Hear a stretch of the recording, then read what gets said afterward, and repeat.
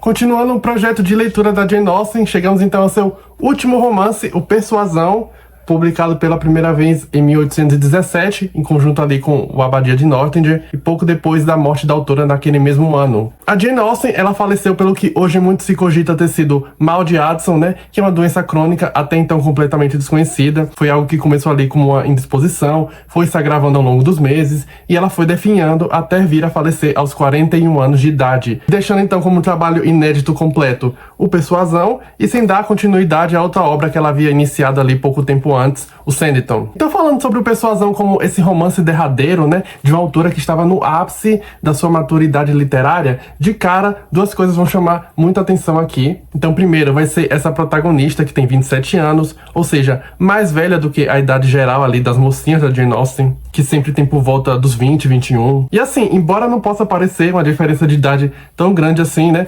naquela Inglaterra da Regência, ali do comecinho do século XIX, isto é sim uma grande disparidade, porque essa protagonista é solteira e o fato de uma moça ser solteira aos 27 anos de idade, naquele contexto, já a tornava uma solteirona. E o segundo aspecto que também chama a atenção aqui é como que o amor romântico vai estar, de certa forma, mais presente nesse romance. Quando a gente pensa nesses casais da Jane Austen, né, a gente nunca tem uma abordagem que envolva tanta descrição sentimental ou uma escrita que vá destrinchar o emocional dos personagens, porque na sua literatura todos os sentimentos sempre vão ser nivelados por essa ótica bem mais racional. No entanto, a grande emoção que vai nortear esse livro aqui é o arrependimento ou remorso causado por um grande amor do passado que foi interrompido. Então, para além de todo aquele contexto social, né, sempre presente nas obras aqui da autora, a gente vai ter como que o amor verdadeiro vai triunfar sobre o tempo e sobre decisões equivocadas. Então, no Persuasão, a gente vai acompanhar a nossa heroína, Anne Elliot, filha de um aristocrata super narcisista,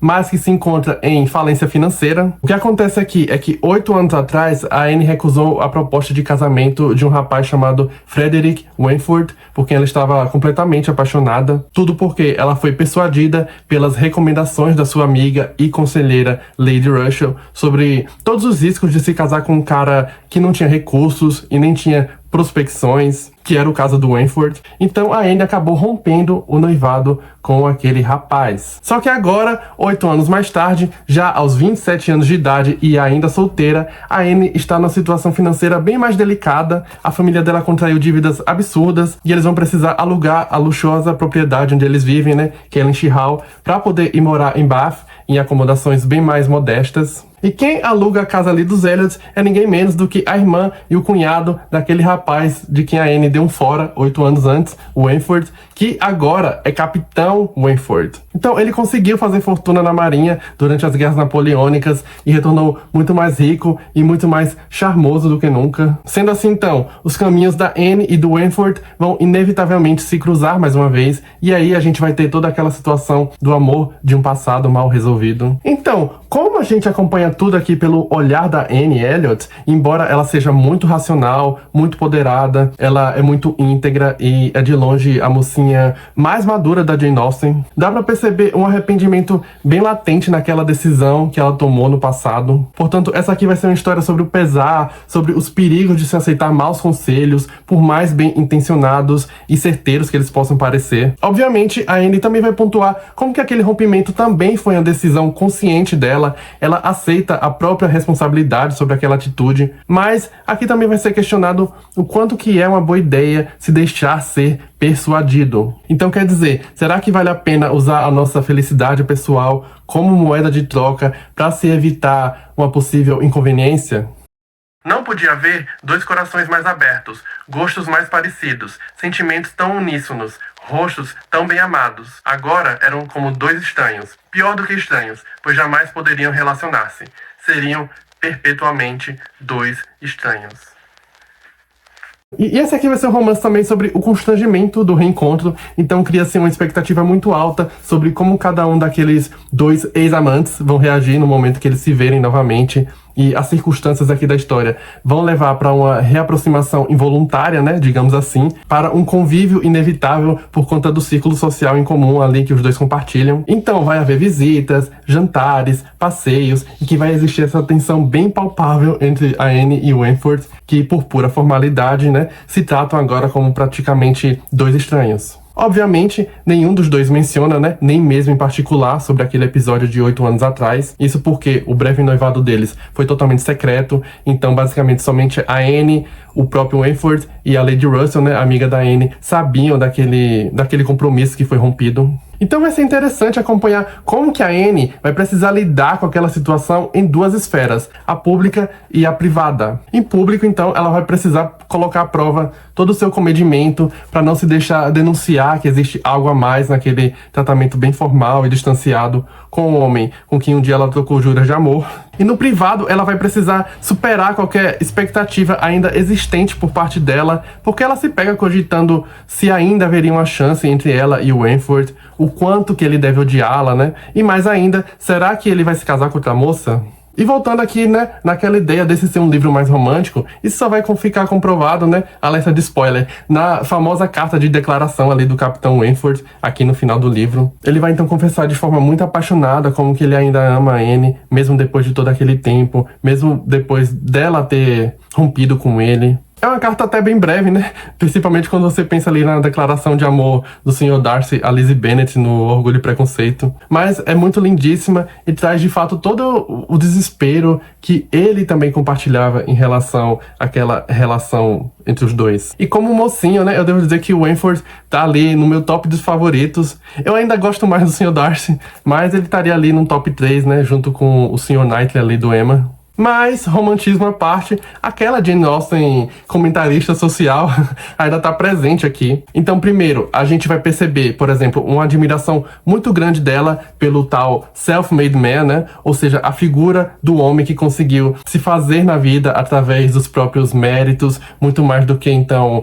uma herança de família, ou influência social, ou conexões importantes. Há sempre um tom de admiração quando ela vai falar aqui, tanto do Capitão Wentworth quanto dos demais oficiais da Marinha que também vão aparecer nesse romance, né? São sempre homens muito dignos, de muita nobreza de caráter e firmeza de espírito. E em contraponto a isso, a gente vai ter famílias aristocratas como os Elliot, né? A família da Anne, que embora totalmente decadentes financeiramente, ainda vão esnobar esses novos ricos por não virem de uma linhagem de nobreza ou por talvez não terem a finesse exigida ali pela etiqueta deles. Mas, ironicamente, né, isso também vai ficar muito marcado aqui no livro, vai ser através de alianças de negócios, né, ou pelo casamento com essa classe militar em ascensão, que essa nobreza falida vai conseguir se manter financeiramente. Aliás, o casamento é, né, acima de tudo, nessa sociedade aqui, uma aliança de negócio.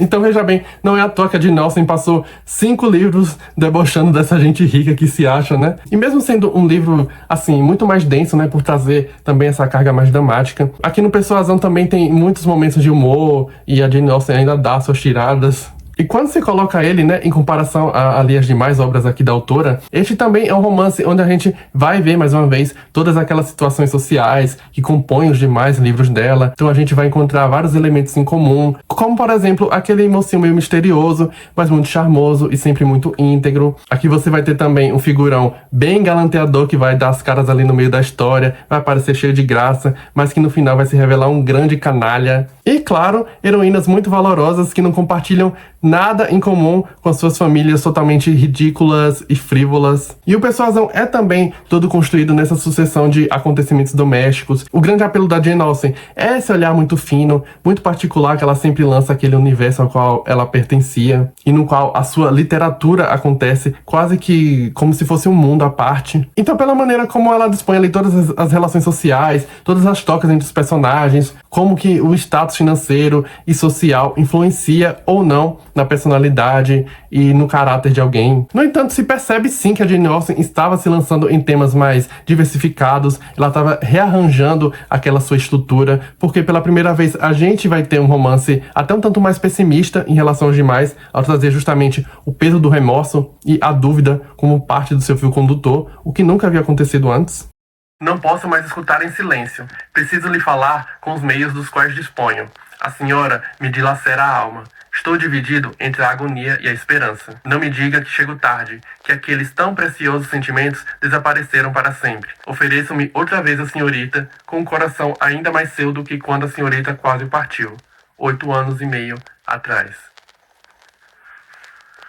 E este também acaba sendo um romance meio revisionista nesse sentido, né? Quando ele vai se deter nessa rememoração do passado e como que ele também traz o casamento, né? O maior tabu nas obras da Jane Austen, concentrado em uma heroína que não necessariamente precisa ou pensa em se casar, porque para aquela sua situação em particular, a ideia do casamento, ela se apresenta para ela, né, acima de tudo, como uma perspectiva de felicidade pessoal que ela acabou deixando passar. Então a Jane Austen traz essa protagonista mais velha, né, que vai ter uma bagagem muito maior do que, por exemplo, a Lizzie Bennet, do Orgulho e Preconceito, ou a Elinor Dashwood, do Razão e Sentimento, justamente para explorar como que a passagem do tempo e o peso da idade, né, reverberam nas decisões de vida que são tomadas. Principalmente quando se pensa em retrocesso e quando se coloca em perspectiva, né, essas decisões. Então, para finalizar, esse aqui é um dos meus romances favoritos da Jane Austen e foi um grande prazer reler todos os romances dessa autora, né? Só me fez gostar ainda mais dela. Ela é sim uma das grandes escritoras da literatura, sem dúvida. Pessoalmente, é uma pena que essa morte prematura dela tenha nos impedido de conhecer mais trabalhos seus, principalmente nessa direção que ela começava a traçar, né, enquanto escritora, muito mais incisiva, bem mais madura. A Jane Austen sempre foi a própria perspicácia em pessoa, né? E isso só fica ainda mais aflorado aqui no Persuasão. Então, eu tenho outros compilados aqui da Jane Austen, eles não estão aqui comigo no momento, mas que trazem ali textos da sua juventude, né, seus primeiros trabalhos. Eu tenho também um compilado ali que traz suas obras inacabadas. Só que finalizar, né, o que de fato é o seu último romance completo, traz essa sensação, assim, agridoce de encerramento, mas também de despedida. E é muito interessante pensar, né, que nesse último trabalho ela vai trazer uma mulher que vai vencer na vida e no amor, pela sua integridade e também pela constância dos seus sentimentos. E é isso, se você gostou do vídeo, deixa aqui o seu like, se inscreve no canal se não for inscrito. Eu vou deixar aqui embaixo o link para os demais vídeos dos outros romances da Jane Austen. E me conta aqui o que você acha do Persuasão, se você gosta da Jane Austen, qual o seu romance favorito dela. O meu continua sendo Orgulho e Preconceito, né? Mas este daqui também é um grande livro. Enfim, muito obrigado, um abraço e até a próxima.